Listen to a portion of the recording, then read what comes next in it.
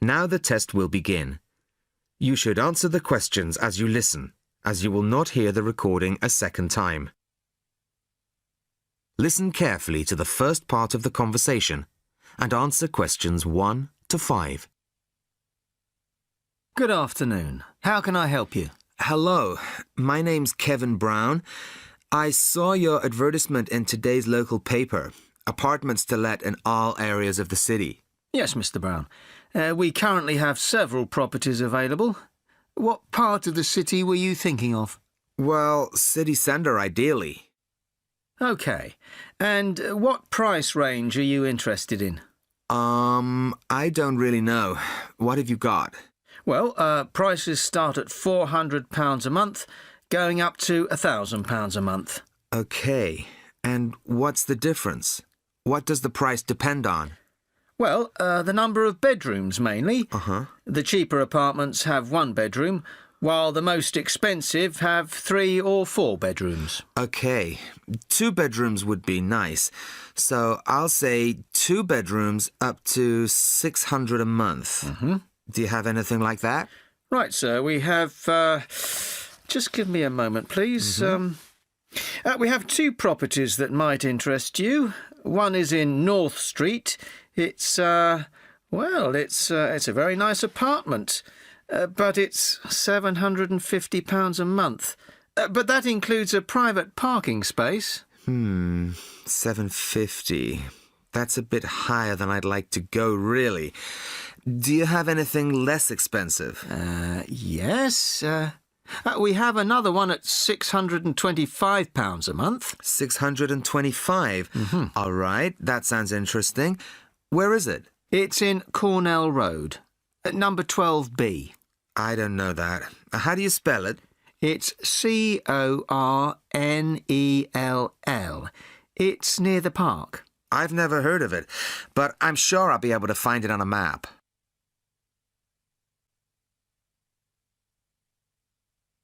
Now listen and answer questions 6 to 10. So, would you like to see the apartment, sir? Yes, I would. I'd like to rent somewhere fairly soon. Would tomorrow be possible?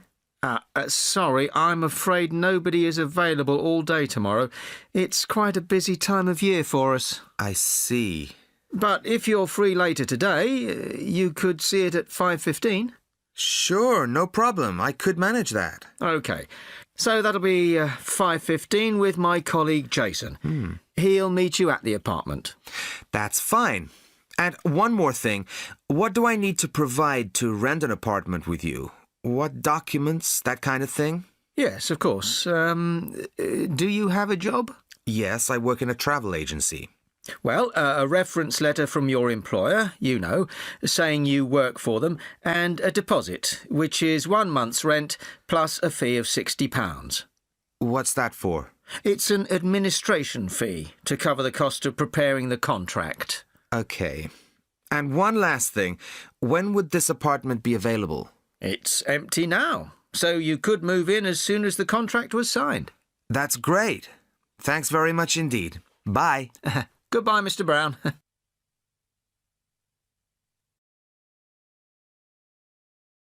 Listen to the guided tour commentary and answer questions 11 to 20. You now have some time to read questions 11 to 20 first.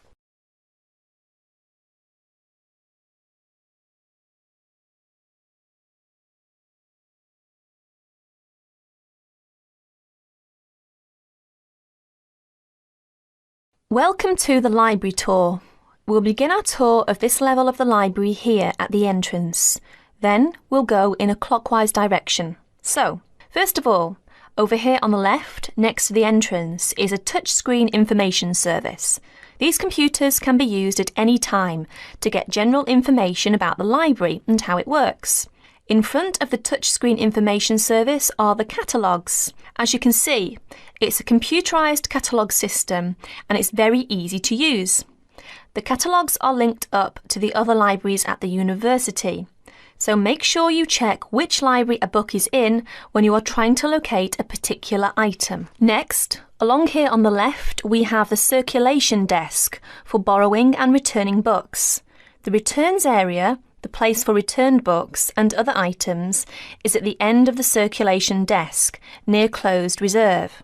Closed reserve, as most of you probably know, is a collection of books that are in high demand, so they are on restricted circulation. If a book is on closed reserve, you can only borrow it to use within the library for 3 hours at a time. Over there in the corner are the shelves for newspapers. The library has an extensive collection of local and international English language newspapers. They are kept on those shelves for 1 month and then stored elsewhere. As we continue on our tour, around to the right, this large central section is the reference section. Reference texts cannot be borrowed for use outside the library. They must be used within the library. All these shelves in the centre of this level are the reference section. Now, the stairs here on the left lead to level 2 only. On level 2 are most of the law books. To go up to the other levels of the library, you have to use a lift. Beside the stairs are the restrooms for this floor. Now, as we walk around this corner to the right, this large room on the left is the Audio-Visual Resource Centre. You can come here if you wish to listen to a tape or watch one of the library's videos. Next to the Audio-Visual Resource Centre is the photocopying room. There are 15 copiers for student use, and we've recently added a colour copier. The system for copying uses cards, not coins. You can buy a photocopy card from the technician in charge of the photocopying room or from the information desk if he isn't here at the time. On our right, these work tables are for student use, especially for small groups to work together, or you and your colleagues can use the conference room, which is that small room there next to the lockers. You can work on group projects in the conference room without disturbing anyone, and there's a conference room on each level of the library. The round desk in front of the lockers is the information desk. If you need help using the catalogues or you need to organise a loan from another library, the information desk is the place to come. And finally, here, beside the exit doors, these 2 shelves contain current magazines and journals. Like the newspapers, they are kept here for a time and then stored elsewhere. OK, that's the end of the tour of this level of the library. I'll leave you to look around yourselves now, and if you need any further help, please ask at the information desk. Now listen to the tape and answer the questions. Please tell me about the current state of the Amazon.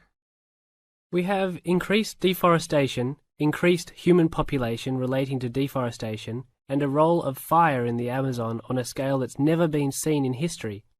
At the same time, you can see progress in trying to counter that negative trend. How do you see this? We see this in the creation of national parks and indigenous areas, and efforts to fund sustainable development activities for locals. We see both good and the bad, and it's going to be a race to finish. I understand that you started the Minimum Critical Size of Ecosystems project. Could you tell me about it? A number of years ago, it became apparent that those practicing conservationists didn't have the scientific information available to properly design a conservation area. They didn't know how big it had to be, right? People were learning that as forests fragment, the fragments begin to shed species after they become isolated, so they end up becoming poor examples of what they had been. This relates to the size of the fragment. Do people still study this? Yes, there is a rich subfield of conservation biology that looks at the efforts of fragmentation. One of the consequences is a general policy response to set up protected areas that are fairly large, something on the order of 1,000 square kilometres.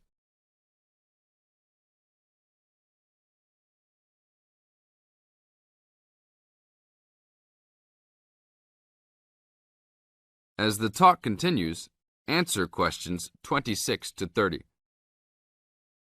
Can you talk a little bit more about the forest fragmentation? As habitats are destroyed, they are accompanied by habitat fragmentation. So when 50% of a forest is lost, The remaining 50% being is not one large block, but smaller pieces, which makes the conservation problem even worse than saying that 50% has been lost. And this affects not just forest, but species diversity, correct? In terms of species loss, we can't give you precise numbers about how many species are lost because of these fragmented landscapes, but we're beginning to get close to where we can make that estimation.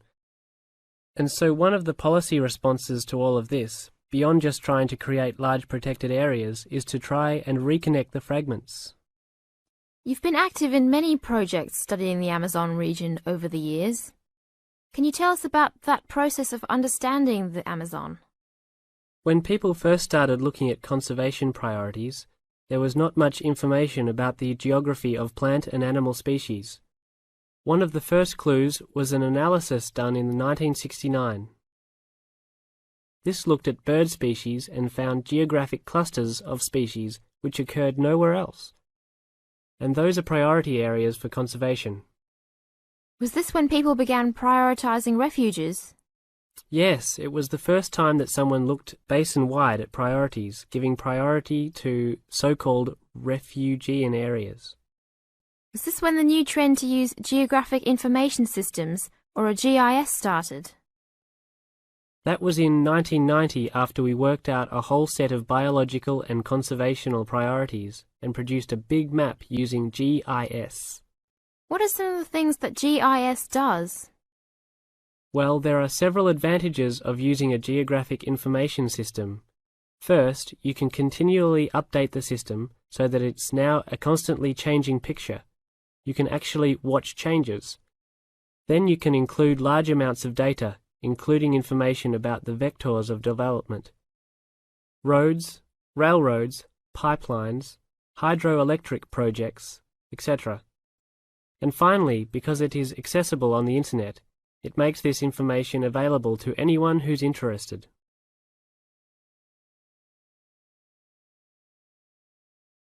Now listen carefully to the lecture and answer questions 31 to 40. Do you fancy diving in the wonderful world of coral reefs, green sponges, colourful fish and red crabs? It is a rich garden beneath the waves. But how much do you know about the corals? Are they animals or plants?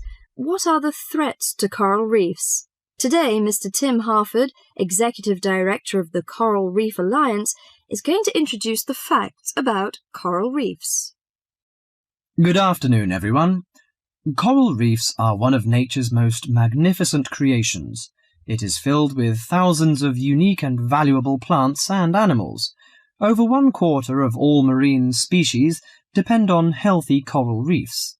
Humans also depend on coral reefs. These marine ecosystems are the primary source of food and income for millions of people, a vast repository of valuable chemical compounds and medicines, and a natural wave barrier that protect beaches and coastlines from waves and storms. Coral is actually the exoskeletons of coral polyps. Made from limestone, these skeletons build up over time, forming the reef. New corals are born each April.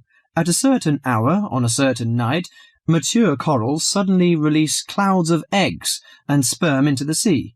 After the fertilized eggs take root on the seafloor, they can grow up to 15 centimeters per year. Coral reefs are present in the waters of over 100 countries.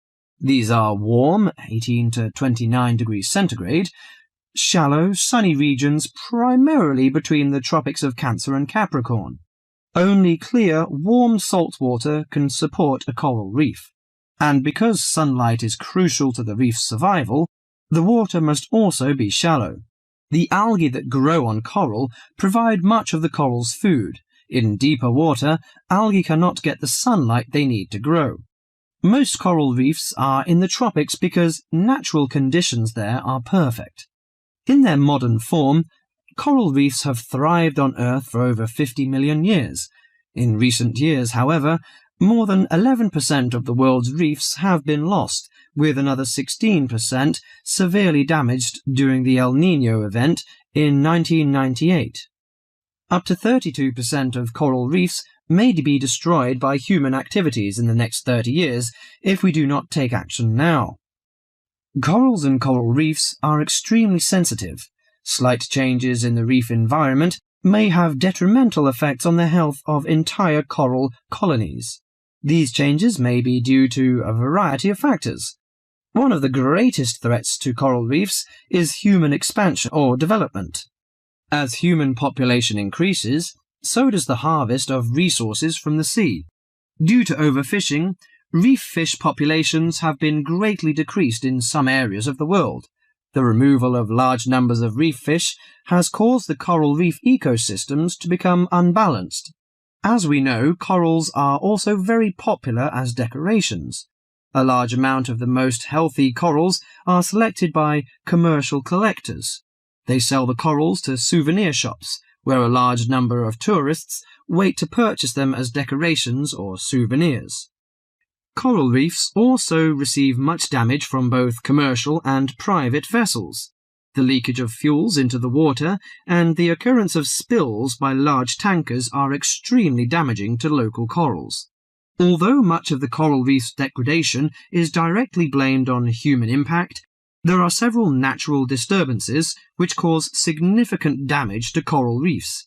The most recognized of these events are hurricanes or typhoons, which bring powerful waves to the tropics. These storm waves cause large corals to break apart and scatter fragments about the reefs. Home to a diverse community of creatures, coral reefs are underwater treasure chests of colour and activity. Predators and prey swim and crawl among the coral in nature's never-ending dance of life and death. This lively, fascinating world beneath the waves is just waiting to be explored.